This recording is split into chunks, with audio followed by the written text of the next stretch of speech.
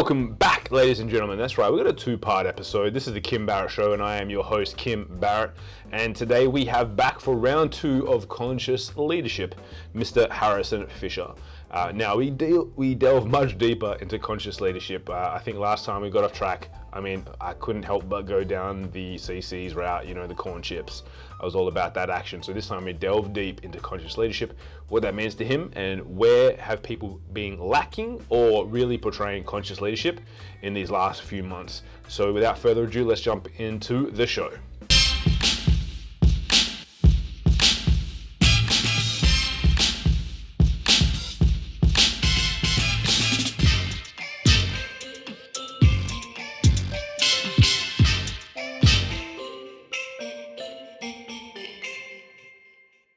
Harrison, good sir, welcome back. Thank you so much for joining us for our part two of our conversation. Really appreciate you coming on. Thank you so much for having me for part two of our conversation. Part one was so much fun. I can't wait for part two. Yeah, and we were just saying before we started recording, it's like we kind of went down so many different tracks because everything you were sharing, I was like, I need to know more about this. That kind of strayed from our original conversation around conscious leadership and how you're helping create conscious leaders and what that kind of looks like. One question that I did have, and I was thinking about this after our chat also, is what examples at the moment, again, where, you made light of my corona beard. So we're in the midst of the coronavirus at the moment. What examples of conscious leadership have you seen maybe coming through, even since our last discussion, in whether it be leaders of countries or companies, and then and what are some of like the bad examples of leadership that you've seen coming through as well from your side? Because half of our audience is in Australia, half is in the US, so right. I'd love to get some ideas, because we can only see the leadership that we're seeing here from companies and whatnot, which has been kind of interesting. And so I'd love a little bit of insight from you about what you're kind of observing on your side of the... Yeah. I had a feeling you were going to ask this question, and I wish I trusted that feeling more than I did. As an entrepreneur, I'm reading this book. It's called Relentless by Tim Grover. And I don't know how I feel about the book. It's a very interesting book. Do you know the book? Relentless? I haven't heard of it. Do you recommend it? Tim is someone who trained Michael Jordan, Kobe Bryant, Dwayne Wade, Charles Barkley, all these really highly successful people. And he talks about three different types of people. I can't remember all three. I know the one at the top is the cleaner, and this is the Michael Jordans of the world, people who stop at nothing to achieve success. And he goes through all of these different categories. I think there are 13 that describe a cleaner. And, some of them I don't necessarily agree with, which is why I'm not sure how I feel about this book. But, one of the things that he talks about, which, I kind of relate to, is that cleaners don't really worry about the competition, right? They're not chasing competition.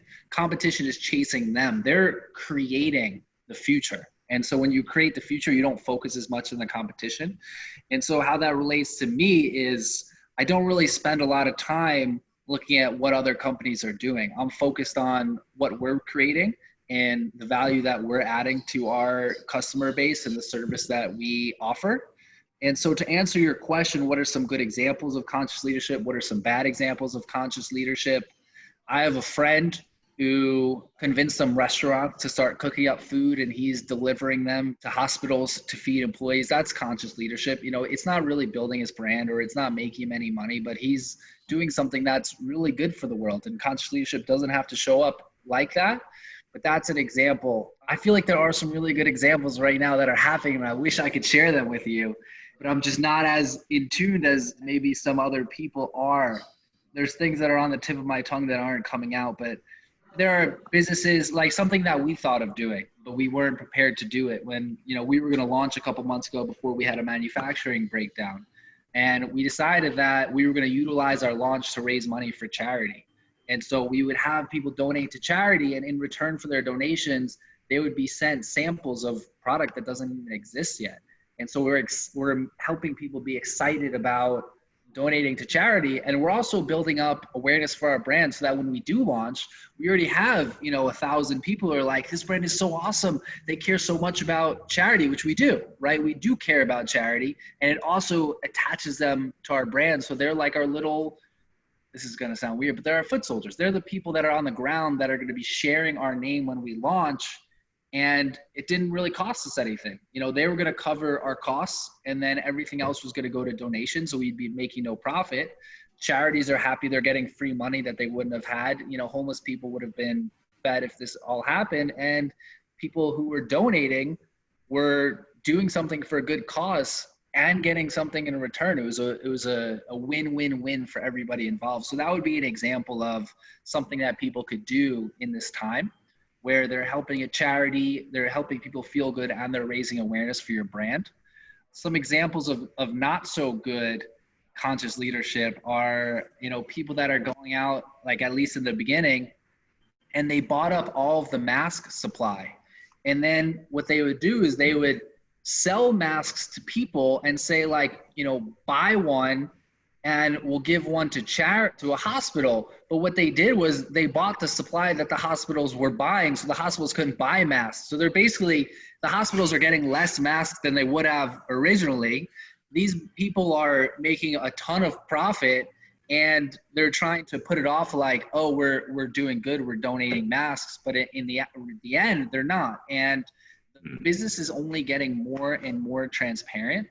For me, I think about the time period between, like 2009 and 2020. That's kind of like the unicorn period for entrepreneurs. That's where the strategy was like, we don't care about profits. We're just going to raise as much money as we can, have the biggest valuation we can, and then sell.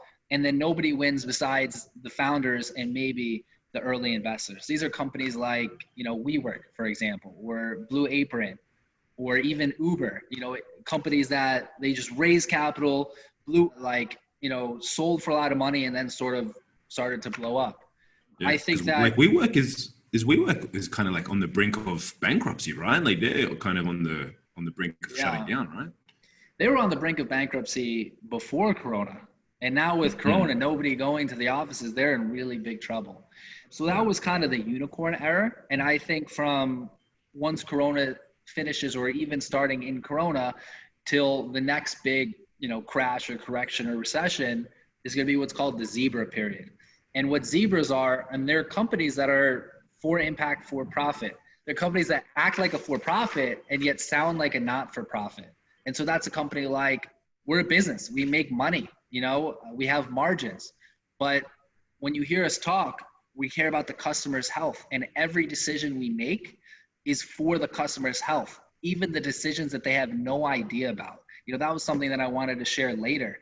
But in order to be a conscious leader, you need to basically make decisions as if the customer is in the room. And actually at Koohlah, we're thinking about actually bringing customers into the room to show them how we make decisions. That's part of our whole like radical transparency and teaching conscious leadership. But, and I'll give you an example of a decision that, is something that we made behind closed doors, that we make for the benefit of the customer, that they'll never, ever know about. But it doesn't matter, right? Because you're either going to make these decisions or you're not. And if you're someone who's going to make the non-conscious decisions behind the doors, like if you're going to make decisions behind doors that the customer will never see and it's at the detriment for the customer, like you can't build a two-faced brand. Like that's going to come out at some point and it's just going to blow up in your face. And so that's why we make decisions that way. And so one thing that is like a decision behind a curtain is in the US on food products. And I know I always go to food, but that's what I know.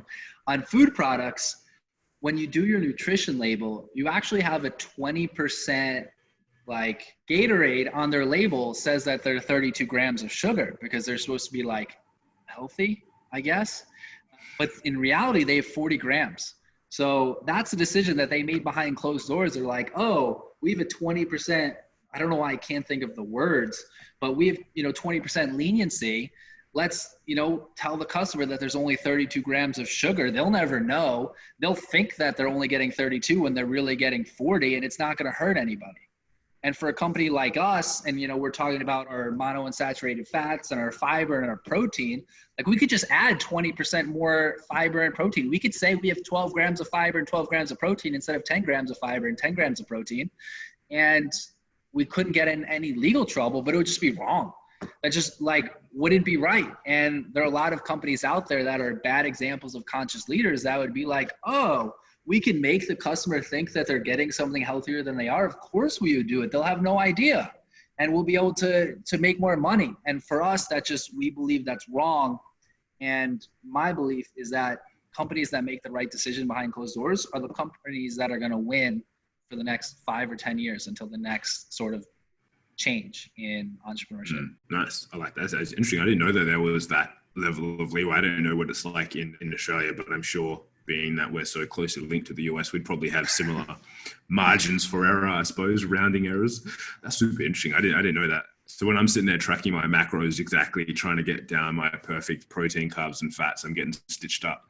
All right. You can easily be 20% off. So I'd love to know, you gave the term that zebra company. Where does that come from? I've never heard that before. I actually have a conscious leadership coach, which I'm very blessed to have. And he was the one who brought me in that term. I'm sure it comes from some kind of big publication like the New York Times or Entrepreneur or Forbes or Fortune, one of those coined the term zebra. But unicorns are companies that I described before. And so they're saying that this new wave of for profit, for impact, they're calling them zebras because I guess they're adjacent to a unicorn. Yeah. Okay. That's cool. No, I like that. And so I don't like to get in the realm of anywhere of politics, but how do you think that the current leadership in America are they utilizing conscious leadership just from someone who's there? Because again, I always like to look at things I can only see what we can see and we're told from our side of the world of things. And I'm always curious as to people that are there because, there's probably conceptions people have of Australia that, we don't know because we're in the country and we only see what we see. I'd love to know just from your side of things over there with what's happening at the moment with the way that you guys are operating and navigating this crisis, because it's technically all being run like a very large company, right? Like the way that the people run kind of our countries at the moment. What are you kind of seeing, taking politics aside, from the leadership that you guys have got over there at the moment? I love the way you put the question. I think that's a really big part of being a conscious leader, what your example was. In America, we're a very split country between Democrats and Republicans. And even when we want the same thing, we can never get it done because if a Republican says they want this, the Democrat says, no way, it's a Republican idea. And then the Democrat will propose the same idea and the Republican's like, no way, that's a Democrat idea. So the fact that you can, take that kind of charge away is just so, powerful. And we're always taking charges away in our business. That's a big part. We're committed to a solution. We're committed to solving obesity. Well, doing our part in helping people take control of their health and just having more joy in their life. And so we look at everything through that kind of lens, and that's how we make all of our decisions. Whether it makes us look good or makes us look bad or whatever, we don't care. That's what we're committed to. And so, when I'm looking at, conscious leadership from a political standpoint, the first question I ask myself is what are they committed to, right? Because if Trump puts out a stimulus package, and that might be a bad example, but if Trump doesn't want to do countrywide quarantine, people who are, pro quarantine are like, oh, he's, an idiot, or, he's a bad person. He doesn't care about people's lives. But if he's committed to the economy because he believes that the economy will, prevent or will be able to contain the damage of the coronavirus, then, that's what he's committed to. And that's how he's making his choices. And so conscious leadership, you can't always see on the outside. It's really a lot of the inner workings, especially when you're looking at a countrywide basis, because there's not really, yes, we have a president, but he's not making all of the decisions. To answer your question, how do I feel? Well, I look at, I spent a lot of time in Colombia, and Colombia took a really strong stance, and they were committed. They said, we don't care at all costs. We're making sure that Corona doesn't spread here, doesn't survive here, doesn't make any big deal. So they closed down their borders, put into quarantine, like a really strict quarantine really early on. And they're actually still in quarantine. They're quarantining until May 25th. And it's because they were committed to preventing Corona. Here in the US, there are a lot of things that are going on. You know, Trump, he cares about the economy. The economy to him is the lifeblood of our country. And if we lose the economy, we lose the country. And whether that's right or wrong, that's his belief on how to save the country. And I don't think he's wrong for having that belief, whether I agree with the belief or not.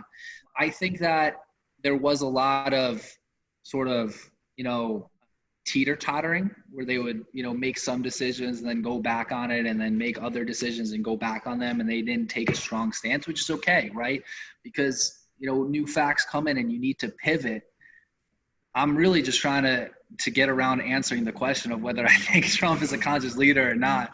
Well, I mean, he isn't, but do you think that maybe that, without saying he's a conscious leader or not, but like, do you think there has been elements like from the government as a whole of conscious leadership in this time? Because I know that when I like compare to like another country over there, like Mexico, where my partner's from, and I get the updates and, you know, from her family of what's going on there, it's like, they've done like a very unconscious leadership. They've had a very unconscious leadership role there, because even though other countries have passed them information and whatnot, they have not taken the action soon enough and fast enough, and, you know, and not allowed things to happen, where it's like, you know, when every other country around the world is pretty much on lockdown and their president is sitting in a restaurant being like, no, it's okay, you can still go out for another 2 weeks before they make that decision, you know? So I'm like, wow, that's like, to me, is probably a complete flip side of a conscious leadership angle for sure. Yeah, we had some really strong leaders appear in this time. And it's interesting because we're having a presidential election at the end of the year, and we already have our candidates for some reason, because, you know, the election process is like 50 years long. But some people came out and like made really strong candidacies that they would make good presidents. You know, people like Cuomo, and I don't know how people outside of, you know, people in the middle of the country feel about Cuomo, but he really did a lot. You know, he sacrificed a lot of himself in order to help New York. He didn't care. So this is a big thing is, you know, I look at Cuomo and he did things that may make him look bad. All right. So here, okay, I'll go a little political, or I'll maybe say some racy things, and it'll make things more clear. Only say what you want to, man. Yeah. So I think that a big part of conscious leadership is not worrying how you look. And so when Cuomo came out and he put the New York on lockdown before anyone else in the country on lockdown, and people hated him for that decision. They hated him for that decision. But he didn't care, because he knew that's where he felt that was what was best for the people, and what he was committed to what's best for the people, not his image. And so that's a strong example of conscious leadership. Like, these are basic words that I can't even remember. And then I'll go to the big guy.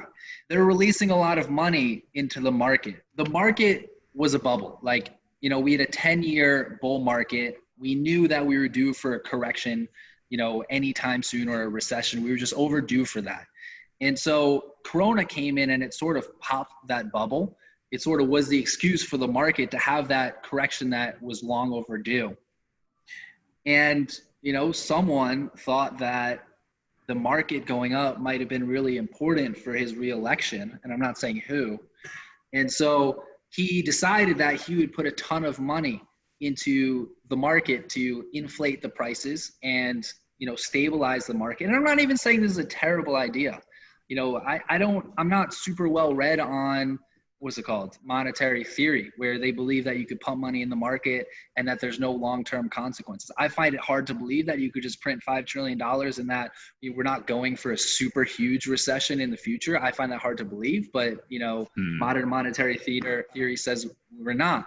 And so if, let's say Trump, and I'm not saying these were his motivations. I'm saying if Trump's motivation was, I'm going to artificially inflate the market so that I look better for my reelection, that wouldn't be conscious leadership. But if Trump artificially inflated the market because he thought that this will help our country have the resources to be able to fight off Corona and we're not going to have negative consequences in the future, that would be conscious leadership. There's an interest, and this might be a more controversial one, and if you don't want to answer it, it's cool as well. But on that, it helped navigate through Corona, but you did know that it had negative long-term consequences. Is that conscious leadership if you're like, like you're gonna get the win short term, but then long term you're gonna have a negative effect, or you could take the negative effect now, like, or is that just really, that's just kind of like a seesaw of responsibility? It's like, well, I can either have something bad now or something bad in the future. Like, which one do I choose?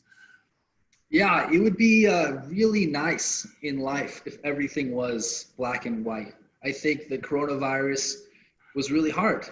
Countries had to choose their economy or to save lives, and choosing saving lives didn't mean that they were necessarily saving as many lives, right? So let me get clearer on what I'm trying to say. Basically, they had that whole sort of flatten the curve thing, lockdown. If we lock down for 6 months, we're flattening the curve, and then we won't get hit by Corona for 6 months. Or we could keep the country open and keep the economy booming and hopefully have the resources to fight Corona. Well, if you flatten the curve and you keep everyone locked down, you're not killing Corona, right? Corona is not just going to go away. As long as one person has Corona, it's going to stick around. And what you're really doing is you're buying time by saving lives. And so Corona is a situation where you're kind of wrong either way. It's a really hard situation. You're either killing the economy, which could kill people, or you're killing people, which could kill the economy. And so, like, there are decisions where there's no way you can make, okay, I'm going to take that back. Thank you for giving me this question. The first rule of conscious leadership, in my mind, is you need to understand that everything is possible. Like, people say it, people think that they believe it. They don't believe it until they really believe it. So, for a good example is, there's a Henry Ford quote that goes around, and he was like, if we asked the customer what they wanted, they would have said faster horses.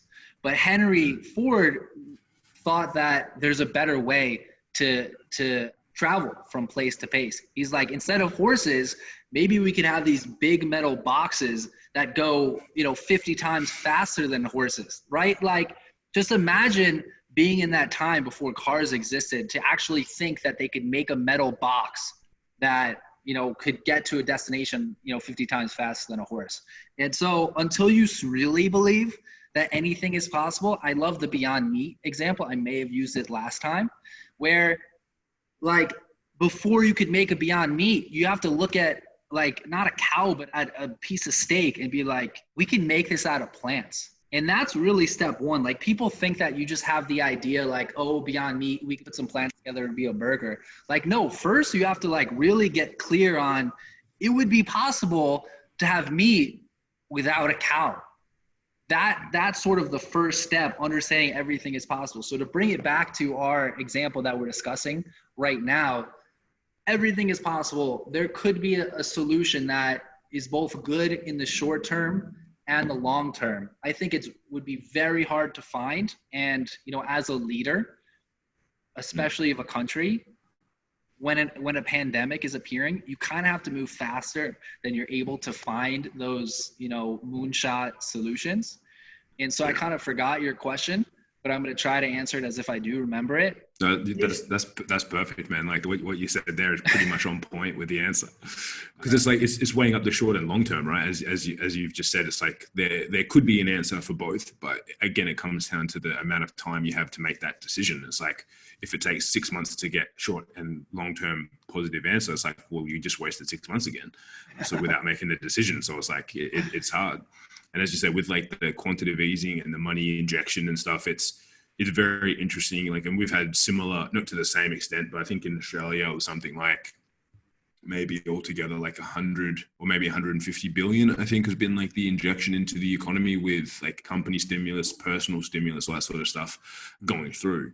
And I think a lot of people don't know the long-term effects of that. And it's just like, well, then you look at places like that have had that, like Venezuela and stuff, then have had hyperinflation and all these things. It's like, at some point, this 5 trillion, 150 billion, it's like that money doesn't just come from thin air. Like there's something that has to happen with that injection. And it's like, some people are like, oh, we need more stimulus. And especially I think like the general populace, like we need more money to support us. And say, hang on, where do you guys think this money comes from? Like, it's not just the back pocket. It's like if you print or you add in, I think they've been going down like a whole route of looking at precious metals and stuff. And they printed like three $1 trillion coins as their security for things and whatnot. And you look at when countries and whatnot went off the gold standard and all that sort of stuff. It's like, it's crazy scary. And it's like, I don't know the answer to it myself, just observing, but I know that we're either in the midst of, or it's about to happen very soon, a global financial depression and recession. So it's like, it's on the cards. And as you say, like you can push things off for a little bit, but regardless, there's a guy, have you heard of a guy, Mike Maloney? I'm not so he's sure, like, no. He's like a big, like almost like Robert Kiyosaki type, like future pacer of like the economy and precious metals and property and all this sort of stuff. And they're like, I think it's like every 50 plus years, there's a transition of like the powerful currency. For example, it used to be the British pound, then it went to obviously the US dollar and a range of things. And it's like every between 48 and 51 years or something like that, this transition of currency happens. And it's been like 48.5 years since the last one. So they're kind of like, well, this is the midst of like a big lot of change coming. And I think that's like a lot of companies need to adopt this conscious leadership to be able to navigate through it, because this is where it's going to be times of stress for a lot of people. Like there'll be times of prosperity for some as well. But in those times of stress, they're going to be like, well, who are the companies that are doing the good thing, the right thing, looking forward? So what I'd love to cover with you just quickly is for anyone that's listening and is going, well, look, I think that I need to know more about conscious leadership. I think that I need to focus more on that. Do you want to just give us a little bit again about the program that you guys are putting together to help people to be able to become more conscious leaders as well? You always cut me off, Kim. We're going to have to go part 3 and part 4 now. What I love I think we could just talk forever. Yeah. I'll go into that, but I'll just say one last thing. And, what I love about, being a conscious leader is that you can't fail. And, I'll compare it to the personal development industry, like, personal growth. And it's all about what you're committed to. And so a lot of times when you're having a conversation with someone, I have a great example. Yesterday, I put up a status talking about restaurants, and this is common in America. And actually someone mentioned that it's common in Australia too, that meals in restaurants and meals in your home too, they're all like centered around meat. Meat is always the main attraction. And if you look at any scientific research, it states, and if you do experimental research or practical research, meat should be a much smaller part of our diet than the main attraction. I'm not against meat. I'm not sure yet. I'm a conscious leader and I am exploring consciousness, and that path leads to consciousness for all living beings, including animals. So we'll see what happens as I develop. I'm sure I'm heading that way, but plants should be the main dish. We should be eating 70% plants and 30% meat, unless you're a vegan or a vegetarian, which I don't even understand vegetarians. I think from any perspective, whether it's animal cruelty or whether it's health or whether it's climate change, I would say dairy cows are worse in all 3 of those, or dairy is worse in all 3 of those categories than meat. I think the vegetarian should eat meat and not dairy, but that's another story. So I put up a status like, why do restaurants focus their main course around meat, and why is vegetables just a side dish when everything says that vegetables should be the main dish and meat should be the side dish? And even from a margin perspective, they can make sense. All of my friends from like high school who aren't in the personal development industry, they're like, oh my God, look at Harrison's status.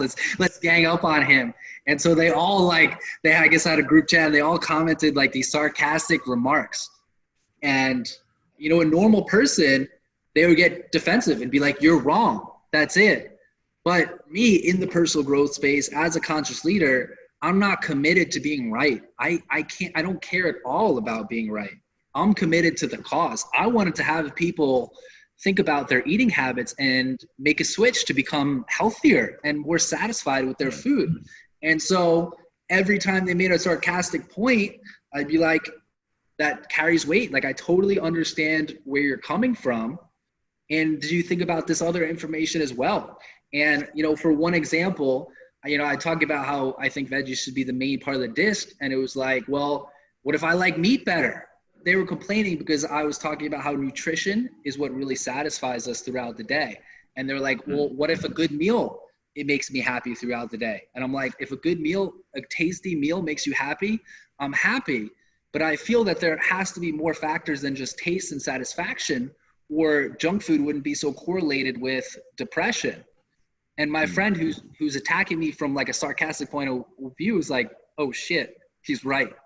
And so, I forgot that I'm not supposed to curse on your show. He's like, shoot, he's right. And so I ended up, because I wasn't charged, because I don't care about being right. All I care about is the health of my friends or any of my followers, that my friends who came at me from a sarcastic point, their life is actually going to change. They're going to make different choices and become healthier. So in conscious leadership, you're committed to a cause, a solution. And so you can never be wrong. You can never fail, because if you fail, then you just pivot. And so in order to learn more about this, we're creating a group, and it's not fully set in stone. What I think I'm doing is I think I'm actually going to give people an inside look of what it takes to build a conscious brand from the ground up. Like, this is something that's never been done before. Gary Vee, I think, talks a lot about it. He likes to document his journey, but I'm going to show you, like, from pre-revenue to launch to growth, like what it looks like to be an entrepreneur, to be a CEO of a company that makes decisions as if customers were behind closed doors. And we're thinking about having customers behind closed doors, not really necessarily having like input into our decision-making, but just like coming into meetings of the executive team, or coming into the advisory board meetings, or coming into meetings we have with our service providers where we're telling them, like, we don't care what the label says. All we care about is how the ingredients impact the human body. So we're going to open the door. We're potentially going to open the door on that and let people in. And so if you go to our website, Koohlah.com, we'll have a link to the group. It's going to be called Inside Koohlah. Or if you want to be an ambassador, it's going to start from that group. That's awesome. I love that. And guys, we'll link. So if you've just heard that and missed out on that and spelling, just click on the show notes and we'll have links to that and everything there. Now I get to finally ask you the last question, which I didn't ask you last time. I saved it for now, which is, what is one question that I didn't ask you that I should have? What are the 5 steps to being a conscious leader? There you go. I think you did a really good job with your interview. I think I really like your style, and I apologize if we're going over time, but you ask questions indirectly. Instead of asking me the 5 steps to be a conscious leader, you're like, look at this country. Is it being a conscious leader? And in that, you're hoping that I like spill out the 5 steps as I walk you through it. I think it's really awesome that you do it. So I think you did a really good job. I don't think that there's any question that you didn't ask me. I guess a question that you didn't ask me would be, why be a conscious leader? We talked about how so much, but it's why. I did touch on it a little bit of how I believe that there's a shift going from unicorns to zebras, where conscious leaders are really going to be the one to be successful in this new era. I think on top of that, it just feels good. Integrity is big in life. Like, maybe I'm weird, but anytime I don't think I'm weird. I think human beings are like this. I think a lot of times we forget that everyone in the world is a human being, because you don't really see what goes on the inside. You see how people act on the outside and you're like, oh, they're an asshole or whatever. But I think every single person in this world goes back and feels bad about being an asshole. Like, even the biggest, I keep cursing, even the biggest, meanest, evilest, most evil people. And as a Jew, I believe, Hitler wasn't inherently evil. I think he did really awful, terrible, evil things. But he started out as a good human being, and just, over time, he had so much hurt in his life that he felt like he had to do these evil things. But I think that everybody is a human being. And it's really hard to act like, not a human being in life. And so when you're a conscious leader, you're being a human being in your business, and you get to go home and be proud of yourself versus going home thinking you took advantage of someone or ripped someone off. And even if you get super numb because you've done it for so long, it's just such a better life to be a conscious leader. And I forgot about the 5th step of conscious leadership. Everybody wants to be involved. Like investors, advisors, partners, co-founders, employees, customers. They come to me. I don't have to do anything. People are like, oh my God, what you're doing is so great. I want to help. I want to be involved. And you could just sit back and be like, yes. And people will offer you things and it come off as you're giving the gift. Like I'm allowing people, I'm giving the gift for people to participate in this mission that we have. Like who doesn't want to be a part of, ending obesity? Everybody wants to be a part of it.